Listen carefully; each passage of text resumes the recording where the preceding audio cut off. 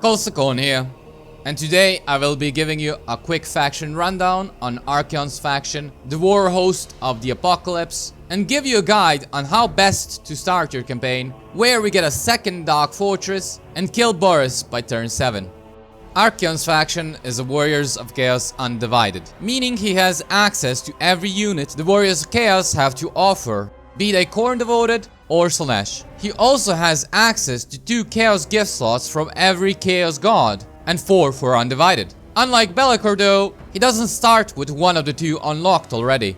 Instead, you first have to research the corresponding technologies to unlock them. His unique faction bonuses include an extra gift slot for Undivided and extremely useful bonuses per faction you vassalize, such as 25 souls per turn, 10% research rate, and 10 diplomatic relations with Chaos factions per vassal you have. So in your campaigns, do try and have as many vassals as you can get. Just make sure they won't cause you too many issues, which I will give you an example of later on in the video.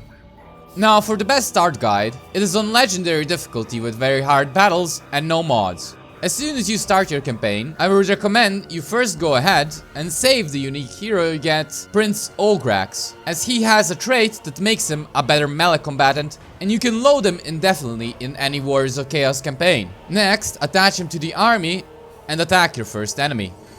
Here I fought the battle manually as to take fewer casualties. The battle shouldn't be at all difficult, just make sure your marauders take the brunt of the enemy charge, as we will be able to replenish them faster.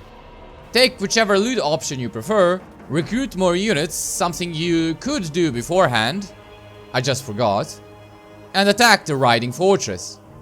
Here I decided to auto-resolve it, as even though we take a lot of damage, we have no real enemies to fight until Boris. Occupy the settlement. Begin constructing buildings. Recruit a new lord. I recruited a Deathcaster here, as he will be most useful when dealing with Boris and his Warbear riders. Put 2 points into Searing Doom and Route Marcher for Archaon. As for the heroes, start getting training and melee defense. Begin researching technologies. The first ones don't really matter all that much, so I just started going for the technology that gives your Warhounds regeneration when in melee. If you sustained a lot of casualties, you can activate the Undivided gift that gives your Marauders extra casualty replenishment. And even though this pains me so much to do, you will have to go into diplomacy and offer peace with the Slaaneshi faction you start off at war with for 2000 dark favor. There really is no benefit fighting them, aside from consolidating your starting province, but Warriors of Chaos have some pretty bad commandments in my opinion. Not to mention that the Slaanesh corruption actually works in your favor. Instead, we will be going for the Khornite faction to get another Dark Fortress and kill Boris early on.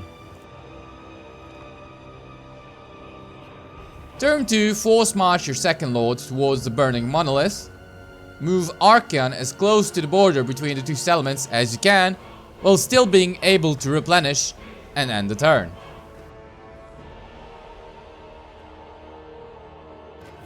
Turn 3, check to see if you have any marauders for Archaon to recruit. If not, it doesn't matter. I didn't have any in this situation. Declare war on the Khorne faction and attack using the second lord. Reinforce with Archaon, recruit any marauder units you can, and either auto-resolve the battle or fight it manually.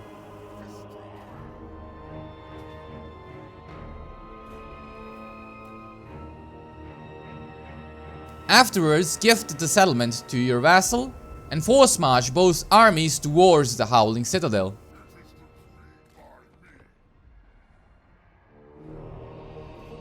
Turn 4, move your characters closer to the Howling Citadel, and in most cases the only army the Khornite faction has will force march towards the Howling Citadel, and you will be able to attack them with your second army if you force march close enough last turn. Attack and win against it. Now here you might get some new units to recruit, namely some Khornite units, and if you recruit them now there is a chance you might get some more by next turn. But I chose not to do that and instead save the money.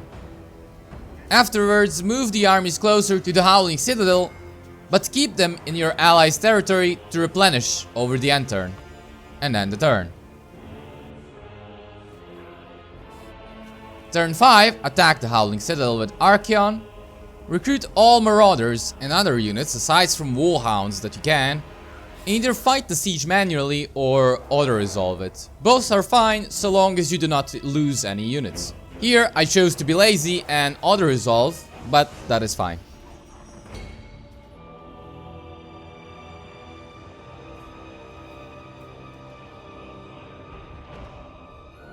Remember to get Chaos Strategist with your Exalted Hero for more replenishment and experience gain. Build up the Riding Fortress and end the turn. Turn 6, force march your second army towards the final settlement of the Khorne faction. And here you will see Boris ready to attack and occupy it. Move Archaon to the border between your territories. Just make sure he can replenish and end the turn. Over the end turn, Boris attacks and occupies the settlement.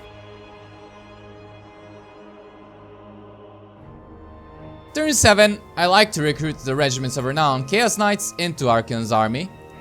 Recruit any Marauder units you can, and if you are missing a few units for a full 20 stack, just recruit some Warhounds.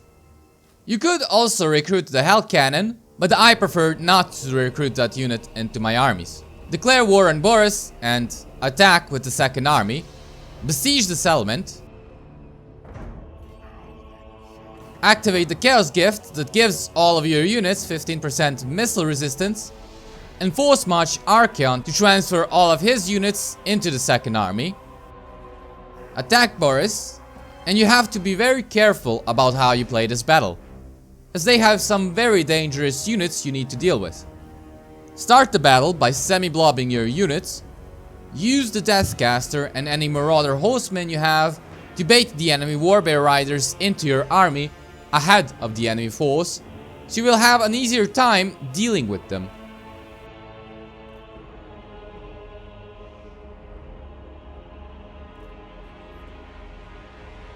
Afterwards, use Spirit Leech on Boris to kill him faster.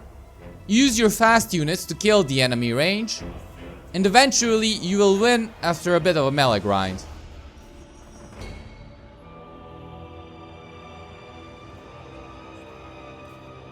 After winning the battle, occupy the settlement, force march Archaon into it, and transfer all of the units back into his army, as they will be cheaper and will replenish faster.